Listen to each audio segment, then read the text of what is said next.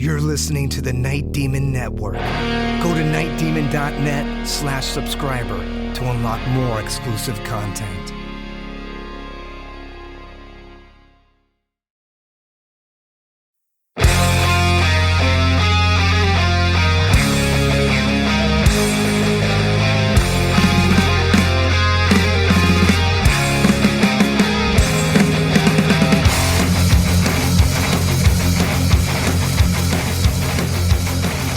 Hello and welcome to the Night Demon Heavy Metal Podcast. I'm your host Nesbit, and last week we got into the title track of the EP, Night Demon. Today we're breaking down another very important song for the band. A song, it's a live staple. It's as synonymous with a live Night Demon show as the title track. The song that was almost the name of the band, this is The Chalice Part 1.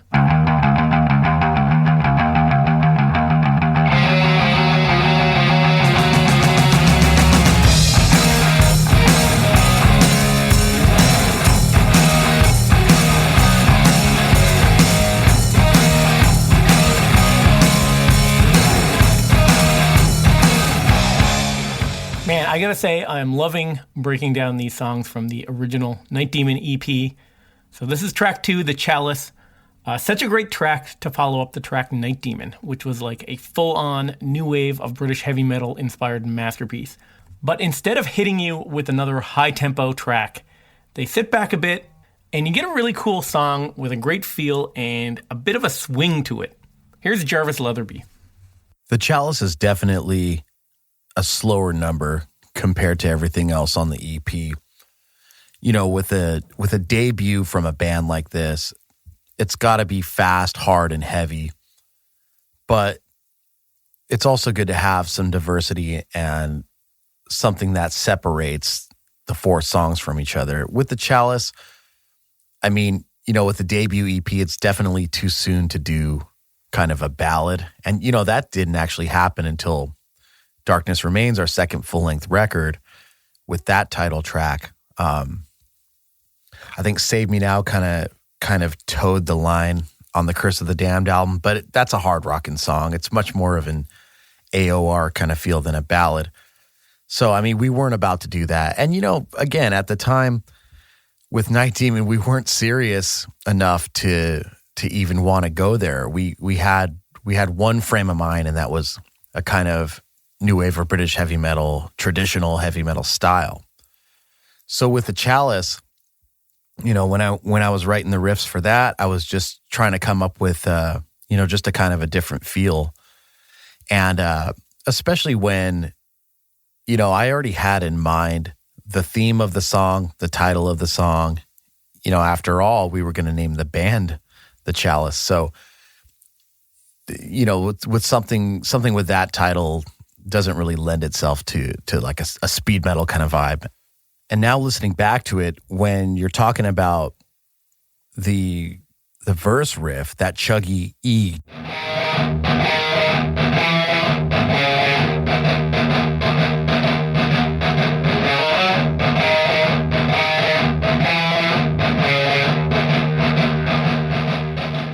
in between the vocal phrasing, it's very reminiscent to the Scorpions song, The Zoo.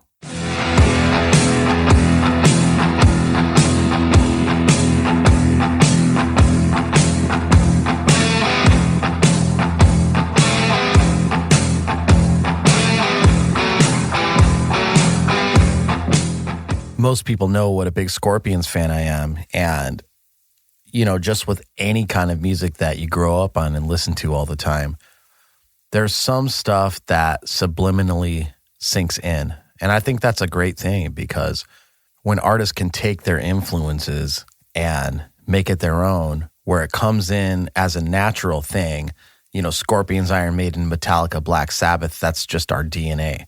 So when it comes out that way, and we can put our own spin on it and then listen back later and go, oh, wow, that actually does kind of sound a little bit like this other great song.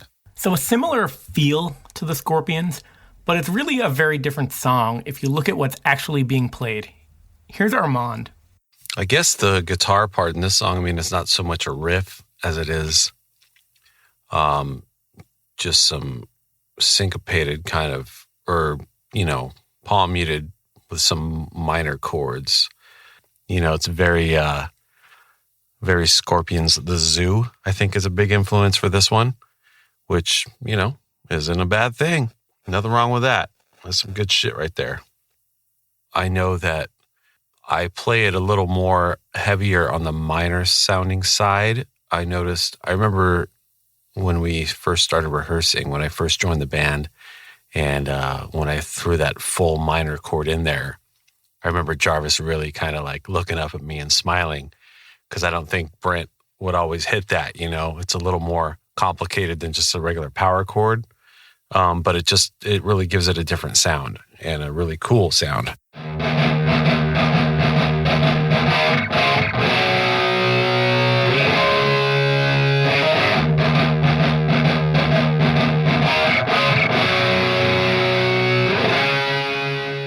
So I think that really makes it a thing. As far as the main part goes, when it goes into the verse, it's just kind of a stripped down version, playing single notes with the palm muting thing.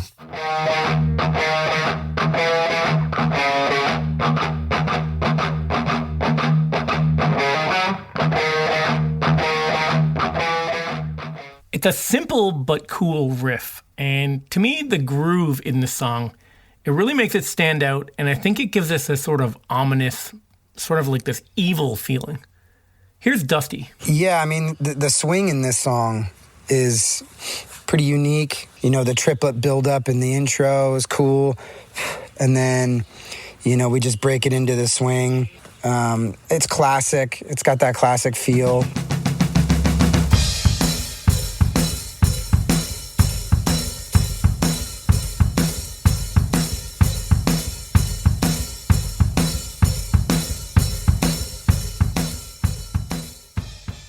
So a very cool swing to this song, gives it a cool feel, especially coming off that title track. It kind of changes gears. Like you come out of this blistering kind of thrashy song, and then you get hit right off the bat with Jarvis and a very cool bass intro. The bass parts on the Chalice are pretty straightforward. I do love how the song opens with bass.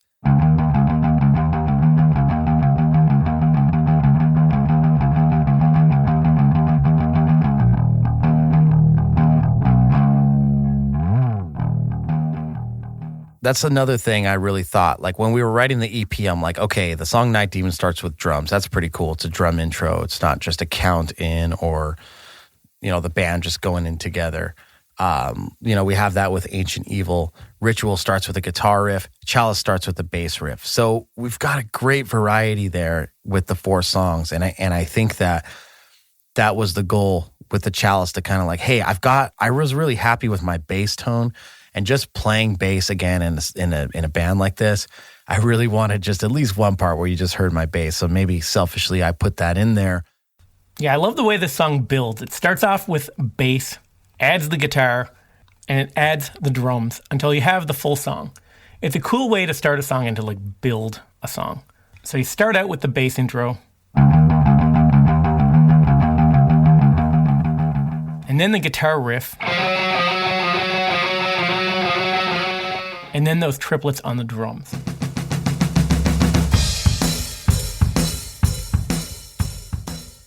And the result is, it's really cool. It like kind of builds this anticipation, and then it settles into this groove. And it's just awesome.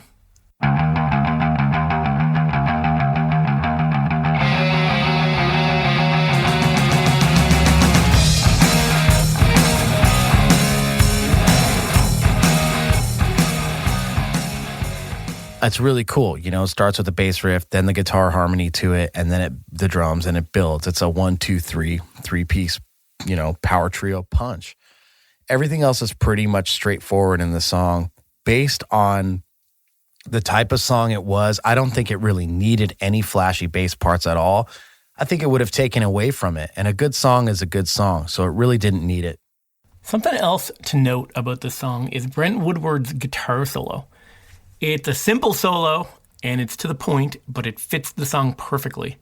And it has a really cool tone, and it gives it a really cool feeling.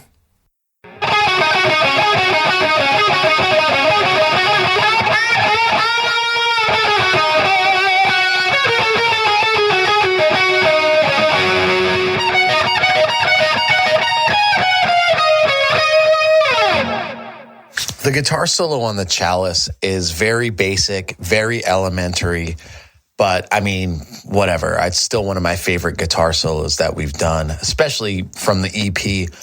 And, you know, with that being said, it's a pretty basic song to begin with, but I mean, what are you going to do? You're going to play a million miles per hour over it? What I really like about the guitar solo is the sound, the tone. It has like a chorusing guitar effect on it. And I'm not sure because I know that I believe the RE201 is the Space Echo, the tape echo model that Armand used on that to record Brent's guitar.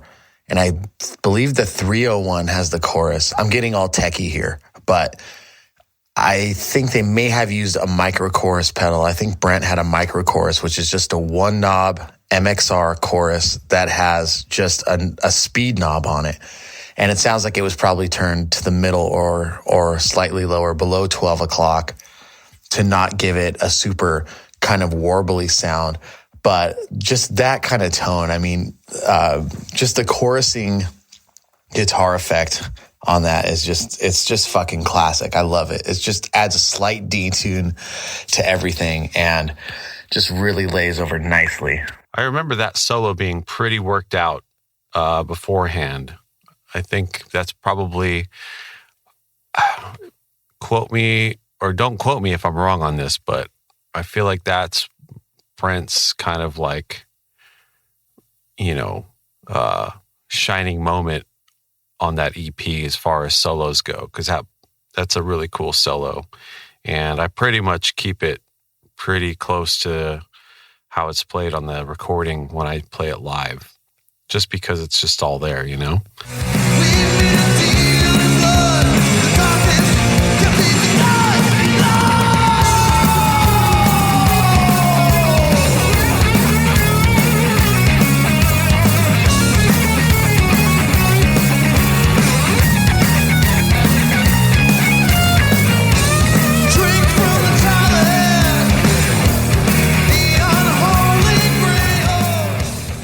I remember, again, another one of those things that came up in rehearsals between me and Jarvis and him questioning the way I played it. And, you know, he didn't realize there was that like kind of blues note in there on a walk down. And I remember having to like really play it for him and make him listen to the recording again to prove it to him that I was playing it right and he was wrong. So those are always fun conversations to pop up. But hey, whatever works best for the music, right? All right, let's go through the lyrics. So the first line, please allow me to introduce myself. I'm the devil wearing white. Please allow me to introduce myself. I'm the devil wearing white. So here we're talking from Rocky's point of view, a demon priest. He's symbolic of the devil, but in disguise. The way that we see Rocky with the skeleton mask and the skull and all this stuff is a version of Rocky. That's the evil side of Rocky. He also takes the form of a priest and a normal person, much like the story of Satan in Genesis in the Bible. So I'm the devil wearing white. So it's like, here I am. I'm a normal person. Talk to me. It's okay. Second line, come with me, take my hand. I'll lead you to the promised land. Come with me, take my hand. I'll lead you to the promised land. So this is just basically, again, it's a kind of Garden of Eden tale. it's about temptation. The devil comes in many, many, many forms. You know, this isn't, I don't want to make the argument about Satanism because, you know, a lot of us know what Satanism is for what it really is, and not the silly, psychopathic, murderous, ritualistic murder, you know, thing that it's portrayed as. It's a lot deeper than that and has a lot of meaning. You know, Antichrist doesn't necessarily mean evil, right? So basically in this first verse, that's what we're talking about. It's about temptation. Then we get to the chorus. Drink from the chalice, the unholy grail. Drink from the chalice, I'll give you everlasting life. Drink from the chalice, the unholy grail. Drink from the chalice, I'll give you everlasting life. So it's the promise from the dark side. It's the promise from the devil. It could be a metaphor for a lot of things, for drugs or for any addiction. You know, that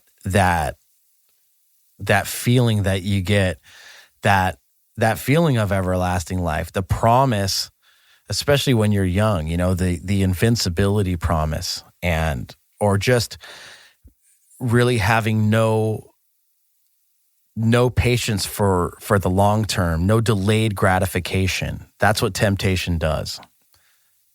Second verse. Don't be afraid of temptation. 'Tis the evil that makes us grow. Don't be afraid of temptation. 'Tis the evil that makes us grow. So here again, this is, you know, I use the word temptation right there, literally. And 'tis, we want it to be British, so it's not, it is the evil that makes us grow. 'Tis the evil that makes us grow. Don't you stray away from me before your horns begin to show. Don't you stray away from me.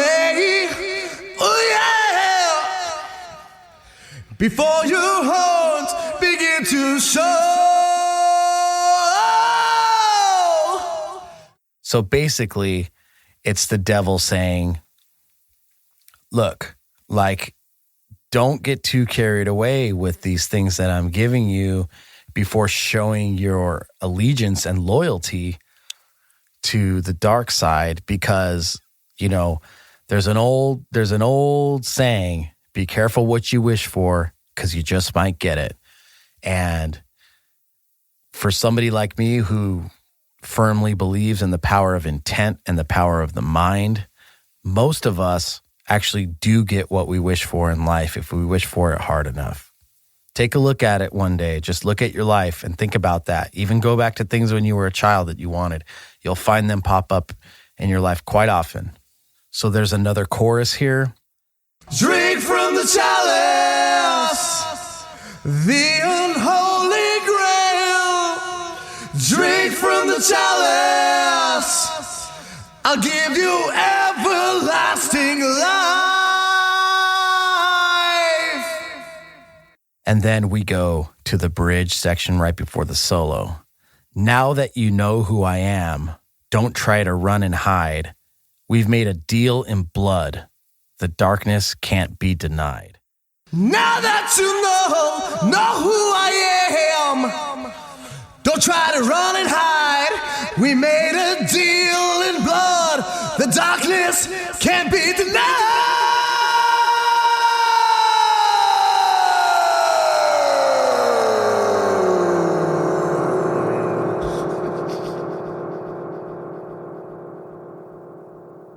So, another classic tale of the devil. You've overindulged. Now you see what it really is.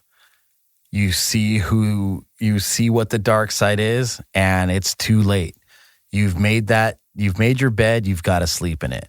Hopefully for many of us, it's not too late, but we do reap what we sow.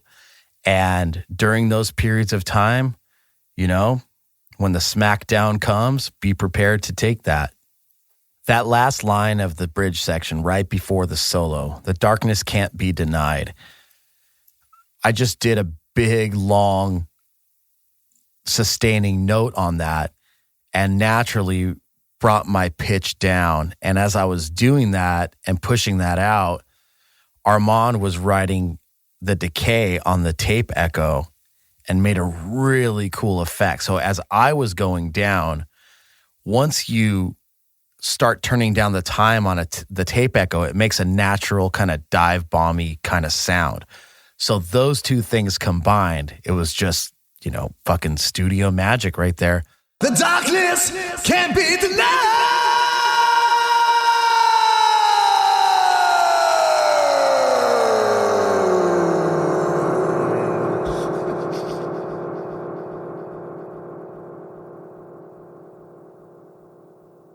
But combined with what I was doing naturally, it really came out great. And it's something that, I don't know if you can ever recreate that. Yeah, so there's another kind of trick on there that we did on the line, the darkness can't be denied, going into the solo. Anyway, it's an effect, it's a trick that I borrowed. I know I got the idea, or the first time I heard it was on a Slayer song. I can't remember what song it was.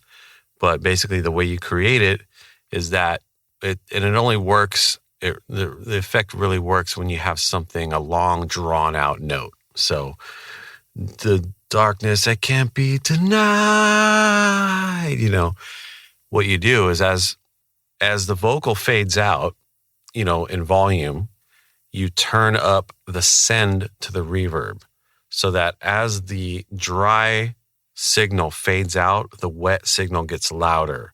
So it sounds like you're like falling into a cavern kind of thing, One of my favorite effects. So you can thank Slayer for that. Hey guys, Nesbitt here. If you'd like to support Night Demon and this podcast, the best way to do it is to become a Night Demon subscriber. Not only will you be doing your part to support a true heavy metal band out there really living it, you'll also gain access to a ton of extras. Bonus audio content, a subscriber-only merch store with rare items from the band's archives. You can stream never-before-heard demos and unearth live concerts from the live vaults. Communicate with the other Night Demon diehards on an exclusive subscriber forum, and gain early access to all press releases, album pre-orders, new merchandise, and a ton more. And another thing that I think is pretty cool is Night Demon will be donating 10% of every subscription fee to the Metal Cares Foundation, which is a charitable fund the band started in 2014 to aid those in our metal community. So head over to nightdemon.net/subscriber and join us as we make heavy metal history together as one. And on a side note, I'll personally think you're a grade A badass.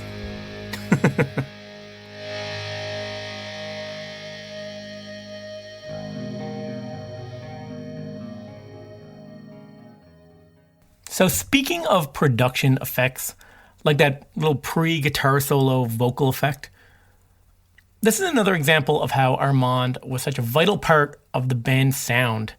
Like even here, years before he joined Night Demon, he was still instrumental in getting Night Demon to sound the way they did. His studio engineering and his production, they give a lot of flair to these songs.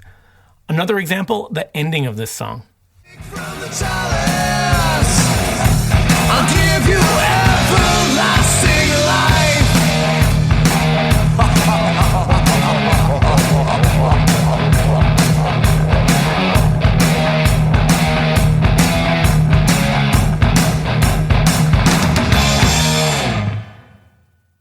The vocal effect at the end is, not even really a vocal effect at all. I wanted to do some kind of sinister laugh there at the end, just kind of on the spot when I was in there recording the vocals for the EP. And, I think I mentioned before that we had planned to come in and do the vocals on another day, but I ended up just doing a scratch track for all the songs and we kept it. So I think at the end of the song, I was really just trying to fill space there because there was no vocal, but it really was a good cap to the song to put that sinister laugh in there. And I actually remember with my own voice just kind of laughing and pitching it down like ha ha ha ha ha ha ha ha, slowing it down a bit like that. I think I did it a lot better then. I'm a bit hoarse now, but and then Armand put an effect on it to really, really just take it down, and he put the space echo effect on it so that it would echo. The laugh at the end, yeah. So that's one of those things. Yeah, Jarvis did the laugh, and then I was like, okay, well, I'm going to take that and use kind of a pitch shifter with a delay, some repeats of that delay, and then you kind of grab the time. There's a knob, either it's called time or usually what it is the speed. I use the tape echo, which is a machine that uses actual analog tape to create echoes. And the way you get faster or slower echoes is by the speed at which the tape actually travels across the heads. Originally, that was done with using just a regular 2-track tape machine. What you would do is you would create a loop of tape that was just kept going over itself. And the delay, which is the time that the signal gets printed on tape and played back because of the physical distance between the heads, which looking at it will look, I don't know, they're a few inches apart, but it creates, a noticeable delay. So what they did with the machines, like these standalone echo units, starting out with the Echoplex, and then Roland kind of elaborated on that, and they added more heads, and they added more heads further away from each other so you can get a longer delay. But anyway, so what you do with that, and how we did that on the recording, was you turn the amount of repeats up to where it kind of like keeps oscillating and keeps repeating. And as they repeat, you turn the speed of the tape down. And by doing that, and it's still playing the repeats, the pitch drops with, as you slow it down, it kind of drops. One of those kind of things. And it's just, it's an old trick, and it works. And it just gives it, again, it's that old school sound that we were going for, using old tricks that, we're not the ones that created it, but it sounds fresh because a lot of people, I think, in modern productions, don't use those kind of things because it's too easy to just grab a plug-in and put it on there and do all your manipulation digitally. It might take a little longer to do it in the analog realm, but I think it's worth it. So that's how we did that little trick. I always sing it live like that.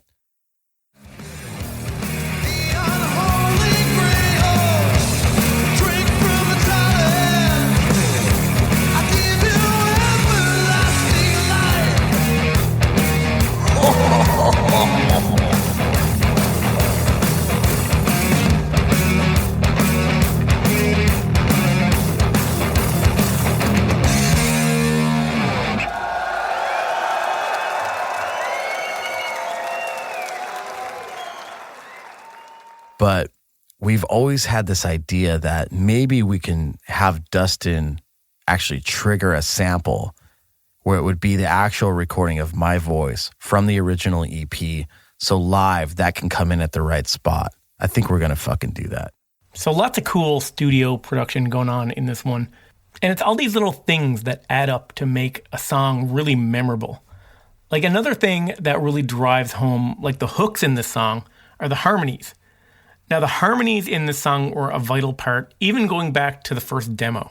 I'll lead you to the promised land.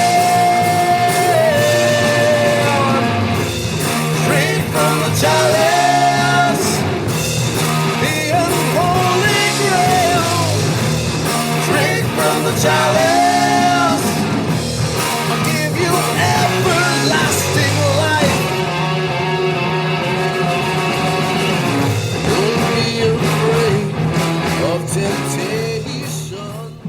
in the studio, Jarvis and Armand, they really fleshed these harmonies out. The harmonies on the chorus, I think I wrote those in the demo process. It's the same thing. I mean, pretty much with all the songs on the Night Demon EP, they all have big vocal harmonies on the chorus. Now that I think about it, Night Demon, the Chalice, Ancient Evil has harmonies on the chorus. Even Ritual, you can hardly hear them on Ritual, but there is on the first and third lines of the choruses. There's a high harmony that I do in there. And, that's just trying to write catchy songs, and having a bigger chorus or a bigger hook and adding vocal harmonies will do that. And really kind of looking back on it, I mean, for an underground metal band, the structures that we were working with were kind of like pop structures, and Night Demon songs are generally short. So if radio ever played good music, we'd have a pretty good shot. Drink from the chalice. Yeah, the chorus is another one of those. It's a very catchy line. Drink from the chalice. It's the hook. So you got to put a harmony on that. I think you'll hear in the tracks. I think that's a 3-parter. There's a low, and then there's a high one. And live, I usually do the higher harmony.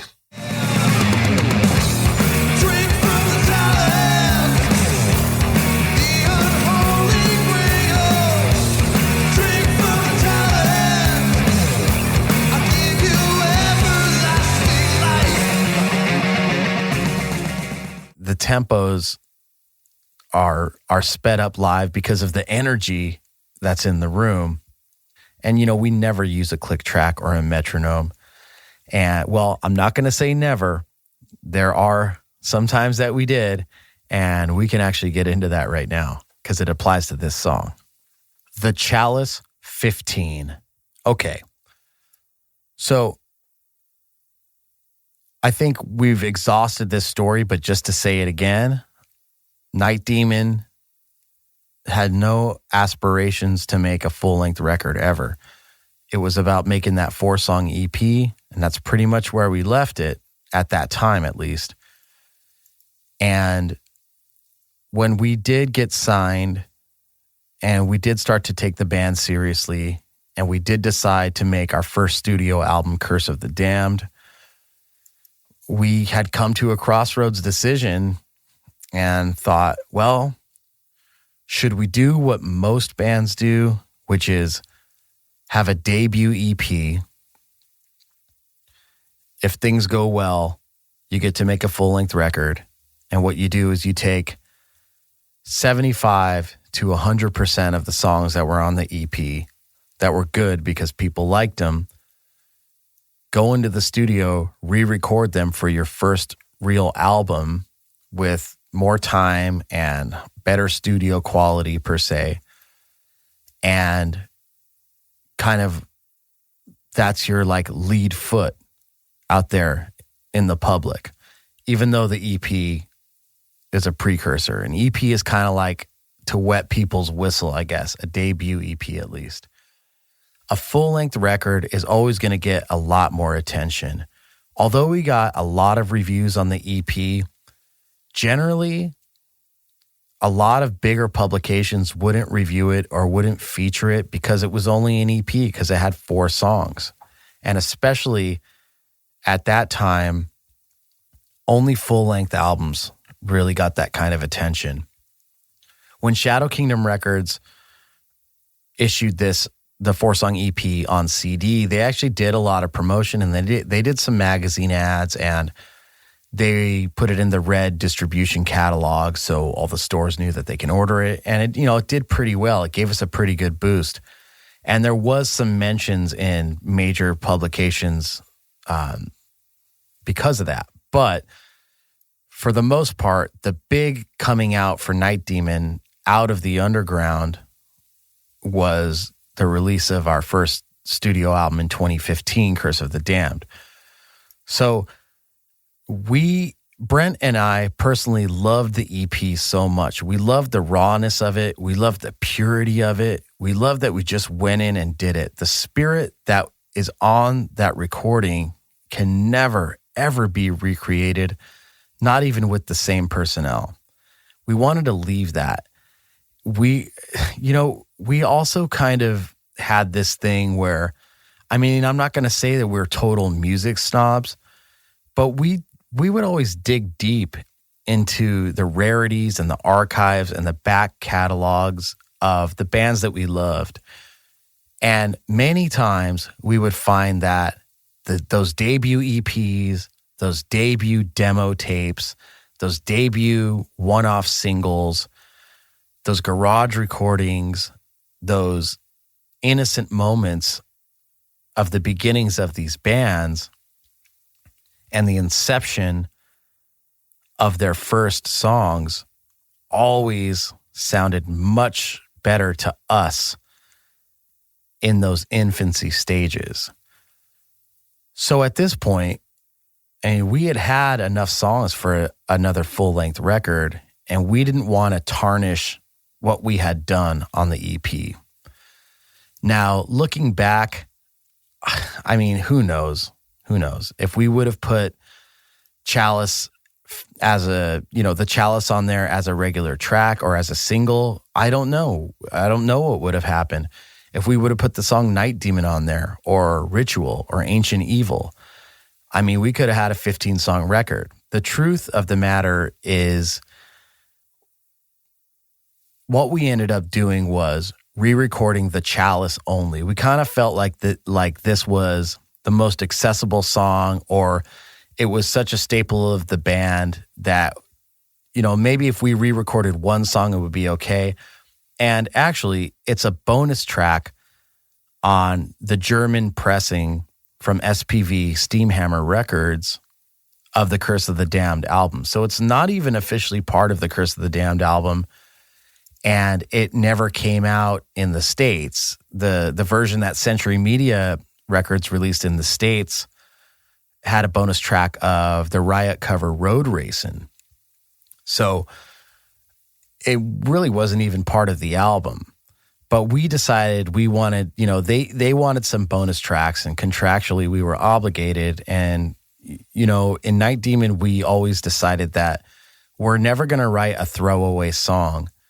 So there's never going to be any bonus tracks on any of the records that are original songs that aren't either a demo, a re-recording, or a live version. We're not going to put a song on there that's not featured anywhere else. We don't have songs like that, and we don't write songs like that.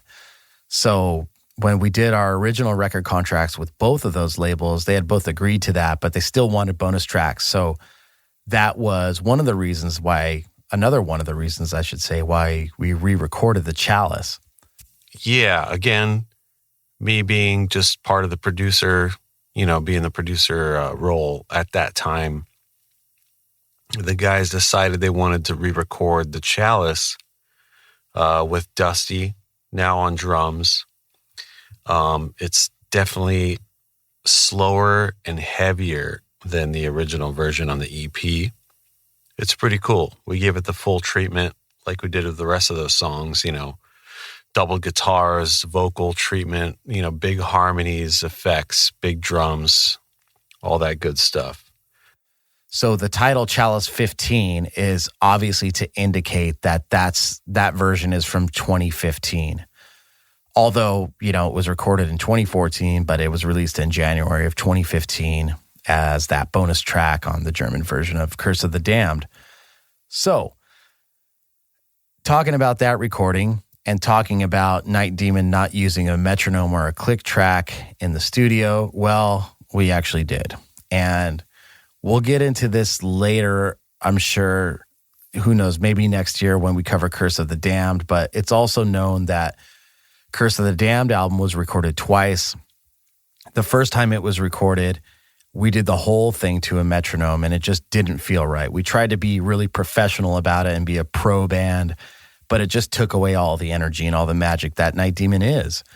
So the Chalice 15 was from those sessions, also known as the Run for Your Life sessions, because prior to re-recording Curse of the Damned, the album was titled Run for Your Life. So that's just what we used as a bonus track. And when you listen to the Chalice 15, it just, I mean, the drums sound great.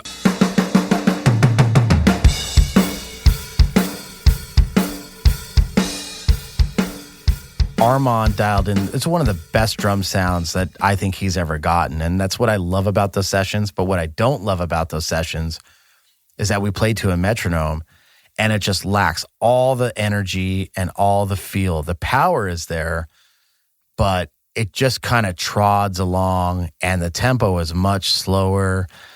And it's just a lot, it lacks a lot of life.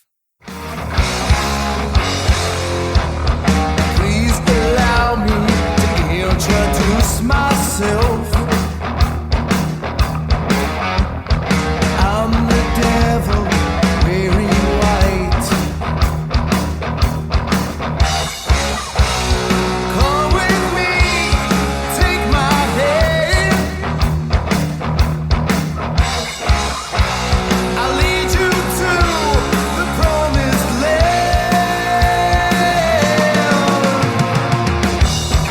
Drink from the chalice, the unholy grail. Drink from the chalice, I give you everlasting life. Don't be afraid of temptation. You know, really to prove our point, I mean, look what happened. We went in, we tried to recapture the magic of something, and we just couldn't. We even put like 10 times the effort into it to make something that was great better. And, you know, I'm all about making good better, but you can't really make great better. And we were right. And I don't really regret it. I'm not going to say I regret re-recording that, but for the people that hear hear Curse of the Damned, hear Night Demon for the first time, or hear the song The Chalice for the first time, and they're hearing the Chalice 15, it's not going to grab you the same way it does on the EP. It's funny, that song, like, I mean, it's, you know, you've got the EP version, you've got this version, then you got the live version, and all three of them are like totally different vibes, but all good in their own right. So that's it for this week. Next week, we'll get into the Chalice as a staple of the live set and how it became intertwined with the fourth member of Night Demon, Rocky. As always, be sure to check out the bonus section on nightdemon.net for full demos and isolated tracks, full versions of any tracks you heard today. And until next time, this is Nesbitt signing off. Drink from the chalice, I'll give you everlasting life.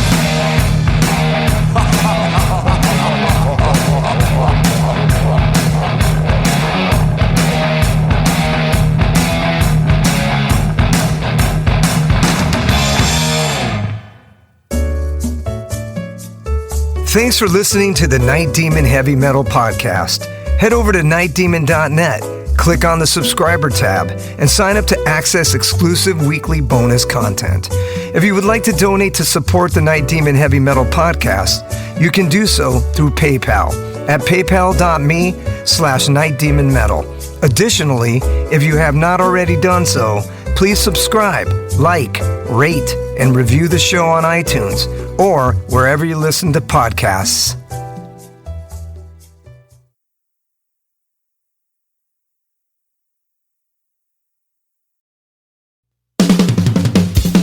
All hail, Night Demon Heavy Metal Podcast listeners. This is Dusty Squires chiming in to tell you about my brand new signature sticks from the London Drumstick Company. I've dreamt of having my very own drumsticks ever since I was a wee lad, and LDC made that a possibility for me. Founded in 2016 in London, England, the birthplace of heavy metal, the London Drumstick Company has trailblazed a path through the music industry and taken the drummer world by storm. When I met them for the first time, they knew their product was going to withstand the beatings of a Night Demon show. They took the time to work with me on getting everything just right. The balance and weight of my sticks are the same no matter what, and the durability is bar none the best I've ever had. I know my sticks will last through the set night after night. I'm truly honored to work with a company that caters to their players the way LDC does. Their innovation and attention to detail is what separates them from the rest of the stick makers out there. Their custom stick sleeves are unbelievable and really make the entire presentation complete. Wait until you see the design they came up with for me. It blew my mind and was a surprise to say the least. They have all kinds of amazing swag, including hoodies, t-shirts, drummer shorts, drum keys, stick bags, towels, face masks, practice pads, and much, much more.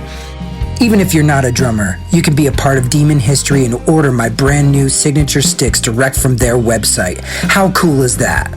And to top it off, the London Drumstick Company are giving an exclusive offer to the Night Demon Heavy Metal Podcast listeners. Go to londondrumsticks.co.uk and receive a 15% store-wide discount using promo code DEMONSTICKS. All capital letters, no spaces, Demon Sticks. DEMONSTICKS. I can't thank everyone there enough for the opportunity to be a part of their family and for them trusting me with their amazing products. See you metal maniacs on the road very soon. And yes, the wood chips will be flying.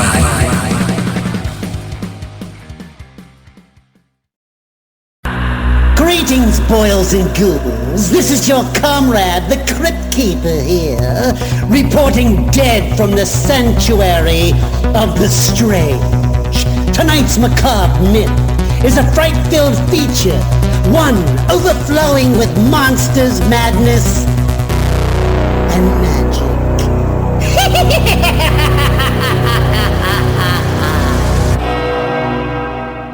Visit our website at monstersmadnessandmagic.com to stay up to date on all the dark dealings within the sanctuary of the strange. Enjoy the show.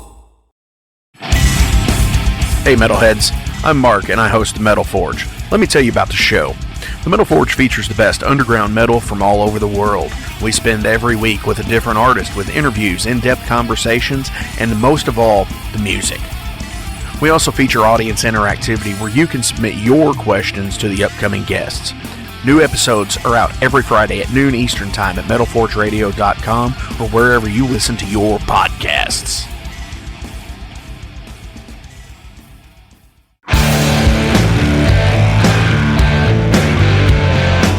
Want to know what's going on in the world of music? Then tune in to the Nothing Shocking Podcast, a non-genre based, all-ages friendly rock and roll program. Join us weekly for interviews with all your favorite rock stars from the mainstream to the underground. You can find us at nothingshocking.libsyn.com or anywhere you download podcasts.